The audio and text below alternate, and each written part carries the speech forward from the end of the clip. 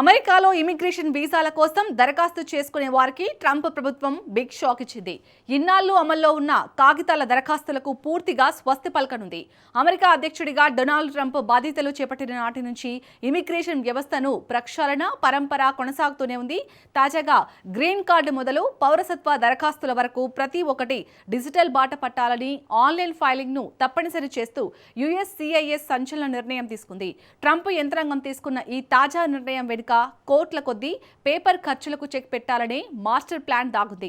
అయితే ఆన్లైన్ తెలియని దరఖాస్తుదారులపై ఎలాంటి ప్రభావం పడుతుంది? ఈ ఆన్లైన్ దరఖాస్తుల గోల్ ఏంటి?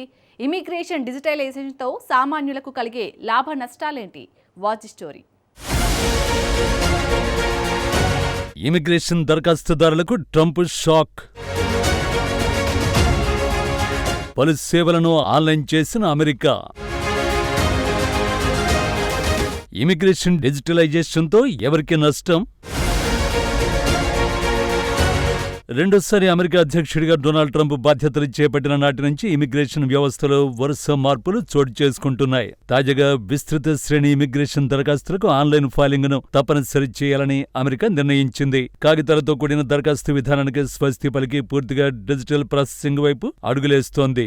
US citizenship and immigration services USCIS ఈ కొత్త నిబంధనలు తీసుకొచ్చింది. అమెరికా ఇమిగ్రేషన్ సేవల అధికారుల ప్రకటన ప్రకారం ఈ నిబంధన తక్షణమే అమలుకు వచ్చింది. ఈ కొత్త నిబంధనల ప్రకారం 180 రోజులు పూర్తయిన ఏ ఇమిగ్రేషన్ ఫామ్ నైనా ఆన్లైన్ సమర్పించవచ్చు. అయితే ఫామ్ ను ఆన్లైన్ లోకి మార్చే ముందు కనీసం 60 రోజుల ముందస్తు నోటీసును ఇమిగ్రేషన్ అధికారులు ఇవ్వాల్సి ఉంటుంది. అంటే ఇమిగ్రేషన్ దరఖాస్తులన్నీ రాత్రికి రాత్రి ఆన్లైన్ లోకి మారవన్నమాట. మొత్తంగా పౌరసత్వ దరఖాస్తులను డిజిటల్ కు దశల వారీగా మార్చేందుకు నిబంధన వెసులుబాటు కల్పిస్తుంది. ఇమిగ్రేషన్ లో డిజిటలైజేషన్ అయ్యే సేవలు ఏంటి? గ్రీన్ కార్డు దరఖాస్తులతో పాటు రెన్యువల్ కుటుంబాధారిత ఇమిగ్రేషన్ పిటిషన్లు, అమెరికా పౌరసత్వ దరఖాస్తులు, ఆశ్రయం కోరుతూ చేసే అభ్యర్థనలు, ఉద్యోగానుమతి దరఖాస్తులు, తాత్కాలిక రక్షణ, హోదాకు సంబంధించిన ఫైళ్లను అమెరికా ఆన్లైన్ చేయనుంది. ఆన్లైన్ దరఖాస్తులకు ముఖ్యంగా USCIS ఖాతాను ఉపయోగించాల్సి ఉంటుంది. దీనికోసం దరఖాస్తుదారులకు సాధారణంగా 2 ప్రత్యామ్నాయాలు అందుబాటులో ఉంటాయి. మొదటిది ఆన్లైన్లోనే నేరుగా ఫామ్ను పూర్తి చేయొచ్చు. రెండోది అవసరమైన సపోర్టింగ్ డాక్యుమెంట్లు, ఆధారాలతో పాటు పూర్తి చేసిన ఫామ్ PDF వర్షన్ను అప్లోడ్ చేయొచ్చు.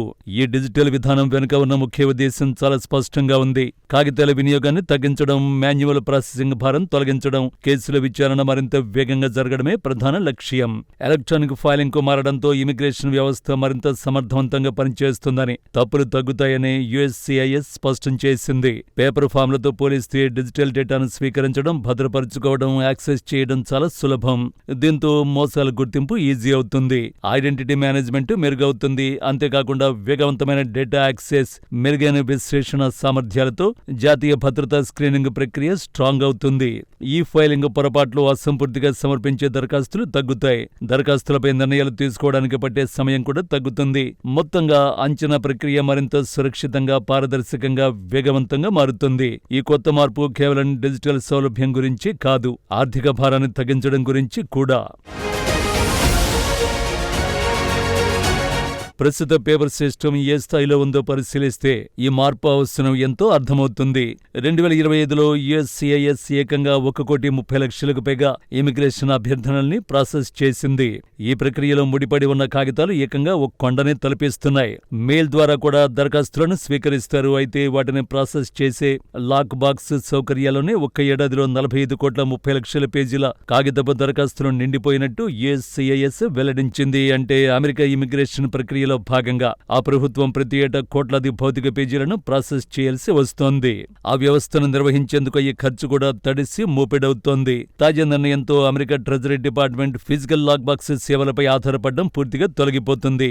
అంతేకాకుండా ప్రభుత్వానికి భారీ ఎత్తున ఖర్చును మిగల్చడంతో పాటు ఈ నిబంధనలో ఒక కీలకమైన మినహాయింపు కూడా ఉంది. ప్రతి దరఖాస్తుదారుడు ఆన్లైన్లో ఫైల్ చేయలేకపోవచ్చు.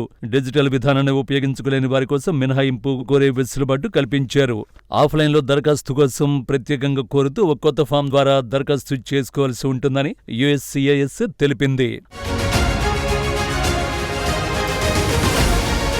ఆఫ్లైన్ అభ్యర్థనల్ని అధికారులు ఒక్కో కేసుకు సంబంధించి ప్రత్యేకంగా పరిశీలిస్తారు. ఈ మినహాయింపునకు కూడా కొంత ఖర్చు ఉంటుంది. మినహాయింపు పొందే దరఖాస్తుదారులు $25 ఫీజు చెల్లించాల్సి ఉంటుంది. అయితే సాధారణ దరఖాస్తుదారుల దృష్టిలో అసలు ప్రశ్న ఈ మార్పు ఎంతవరకు సులభతరంగా ఉంటుంది అనేదే.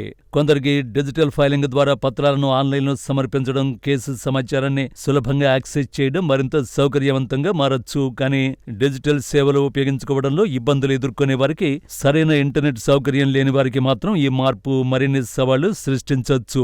ఈ పరిణామం మరింత పెద్ద చిత్రంలో భాగమేనని చెప్పాలి. ట్రంప్ హయాంలో యుఎస్ ఇమిగ్రేషన్ వ్యవస్థ ఒకదాని తర్వాత మరొకటిగా కఠినమైన, సంచలనాత్మకమైన విధానపరమైన మార్పులకు లోనవుతోంది. వీసా నిబంధనల నుంచి బహిష్కరణ చర్యల వరకు ట్రంప్ యంత్రాంగం అమెరికా ఇమిగ్రేషన్ రూపురేఖల్ని పూర్తిగా మార్చేస్తోంది. ఇప్పుడు చివరకు వలసదారులు దరఖాస్తు చేసుకునే పద్ధతిలోనూ మార్పులు వచ్చేసాయి.